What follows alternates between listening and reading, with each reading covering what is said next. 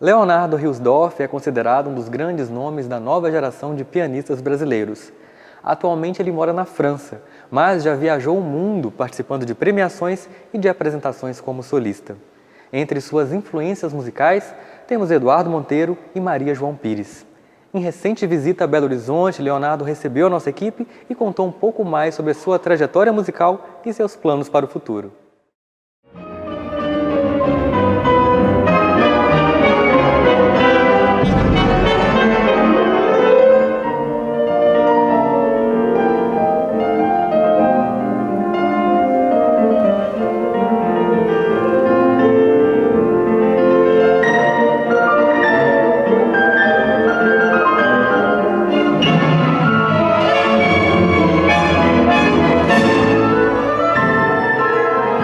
Olha, eu comecei a tocar piano, eu tinha mais ou menos 8 anos, e foi por incentivo da minha avó, que na verdade minha avó materna, que foi minha grande incentivadora durante todos esses anos de estudos e de carreira, né? A minha avó era uma apaixonada por piano, tocava muito bem piano, na verdade, também como amadora, e ela fez as 4 filhas estudarem piano, inclusive minha mãe, que estudou 8 anos de piano, mas que hoje em dia não toca nenhum acorde no piano. E no começo era uma coisa para mim meio lúdica, assim, eu ia para aula do piano como uma criança, enfim, tinha outras atividades de natação, de inglês, e foi aos poucos que eu fui percebendo a música crescendo assim dentro de mim até o ponto que eu percebi que eu não podia mais viver sem a música mesmo.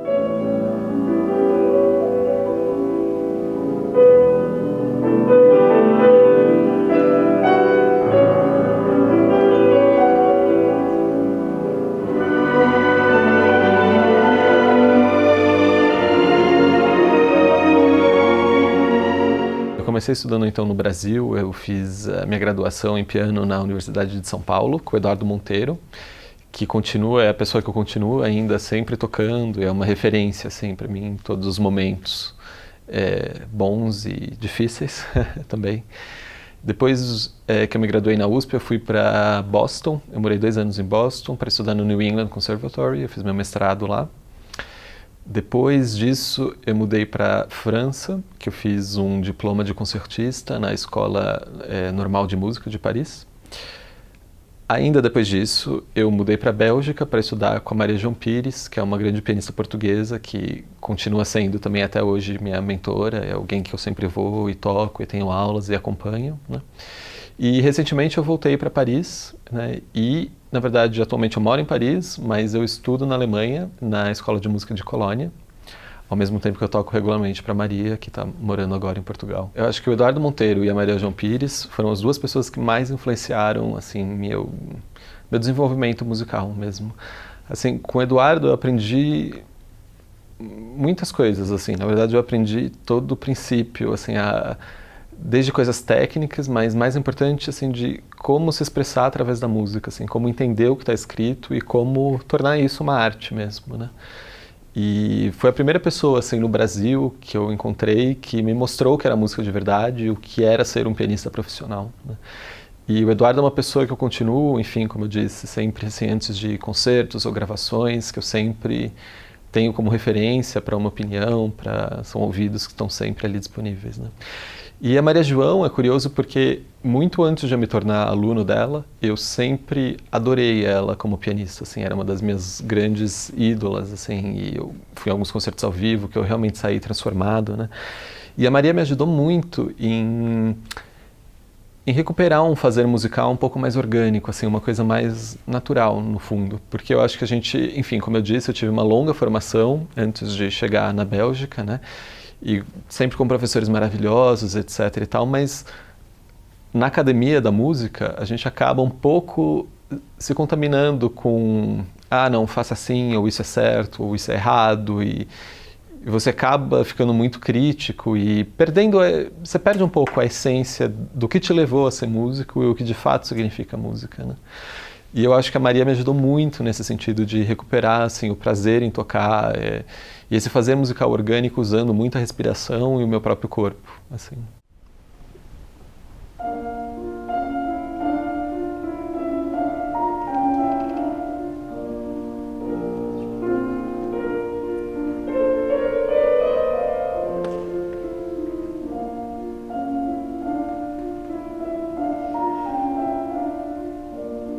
Essa preocupação com o corpo é algo constante na vida do Leonardo, tanto que ele se interessa especialmente pelos paralelos entre o fazer musical e a filosofia do yoga. A palavra yoga significa união, assim, né? União com muitas coisas, com você mesmo, com o seu ser, com a divindade que tem dentro de você, com o mundo, né? E para mim, música é absolutamente sobre unir as pessoas, assim, né? É uma linguagem que, como dizia Beethoven na sua última sinfonia, que deve unir todas as pessoas do mundo, igualar todas as pessoas do mundo, né? Outra coisa também da yoga e da meditação e de todos esses canais de energia que você limpa, que você abre, que você transmite. Então, como a gente falou anteriormente, eu acho que também yoga para mim funciona como quase um regulador energético, assim, né, de eu com a natureza, eu com o mundo, e também eu acho que isso é um paralelo entre música e yoga, assim, né. Tem uma questão também da respiração, que é a base da yoga. E depois que eu comecei a estudar com a Maria João Pires, eu entendi que também é a base do fazer musical, assim, né, que o ar que passa dentro de você é o mesmo ar que cria o espaço expressivo musical, assim, né. Então eu acho que realmente são muitas as conexões, assim, sem contar, bom, a parte física do yoga é só a parte física, não é? Porque o estágio final é a meditação, assim, né? Mas mesmo a parte física ajuda no fazer musical, assim, né? Porque afinal a gente produz o nosso som com o corpo, assim.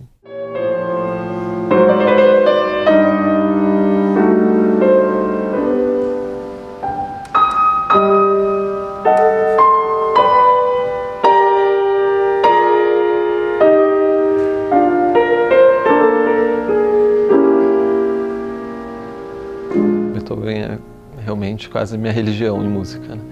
Mas eu toco todo o repertório e gosto de tudo que eu toco, senão também não tocaria, né?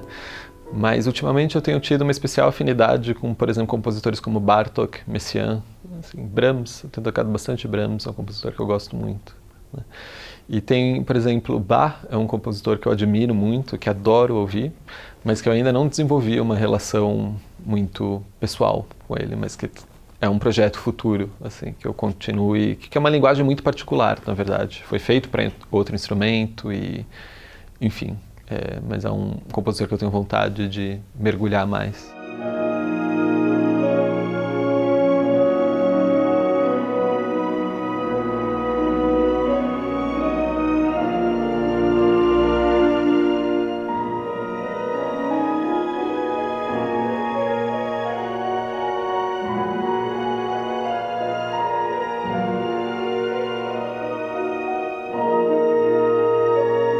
Leonardo tem sido muito elogiado pela crítica especializada.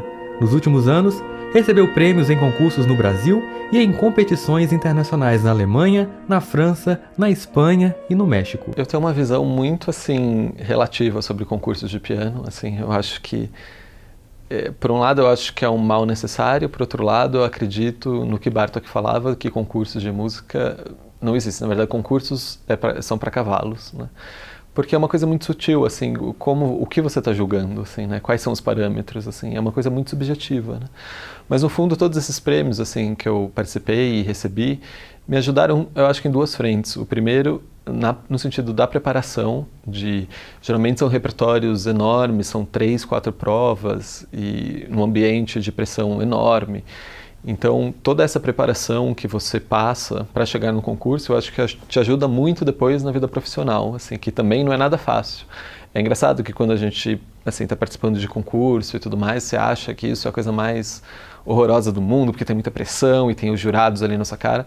Mas quando você começa a tocar um concerto atrás do outro, você vê que não é muito diferente, assim, com o agravante que agora é para valer, né? Porque num concurso eu acho que o pior que pode acontecer, você não passa para a próxima prova, você teve a experiência, teve a participação, mas quando você se compromete a dar um concerto, todas as pessoas que vieram ouvir, você tem que estar lá e se comunicar e dar o seu recado.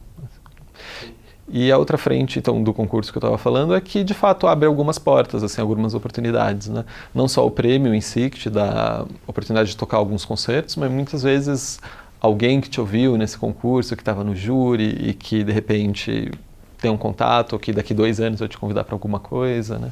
É uma exposição.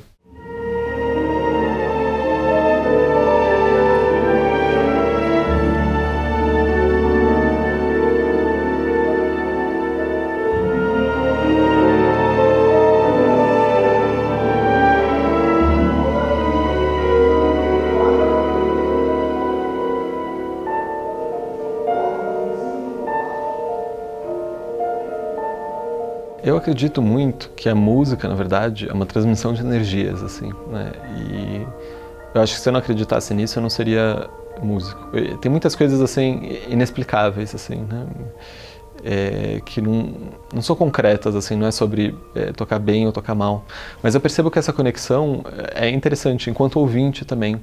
Eu percebo que não só é o intérprete que tem que, enfim, receber a mensagem do compositor e transmitir a mensagem, né, de alguma maneira, sempre passa por a gente, mas também requer uma disposição do ouvinte, assim, né, de estar aberto para aquela mensagem e de estar presente, né? E eu percebo, enquanto ouvinte, eu vou em muitos concertos em Paris e tal, não é sempre que eu estou aberto àquilo, assim, não, por N motivos, assim, talvez não era o que eu gostaria de ouvir naquele dia, é difícil para mim digerir aquele compositor naquele dia, ou por um simples fato que a gente vive num mundo tão caótico e conectado que ouvir de verdade, assim, né, é um esforço também, né? Não é você sentar numa cadeira e ouvir. É também, assim, existe esse lado, né? Mas eu acho que você recebe mais quando você realmente está participando do processo, assim, enquanto ouvinte.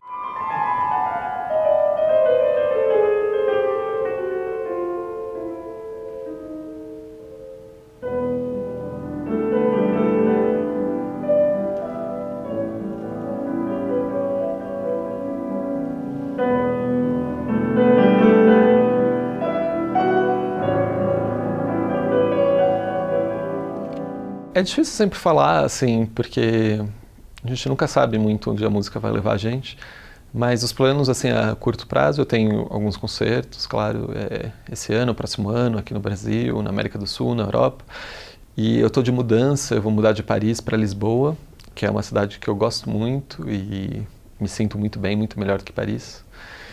E pretendo começar também um doutorado, na verdade, ainda estou formulando, mas algo relacionado, assim, ao lado social da música, assim, de analisar esses projetos sociais que já existem com a música e ver qual foi, de fato, o resultado na vida das pessoas a longo prazo, que eu tenho certeza que foi positivo.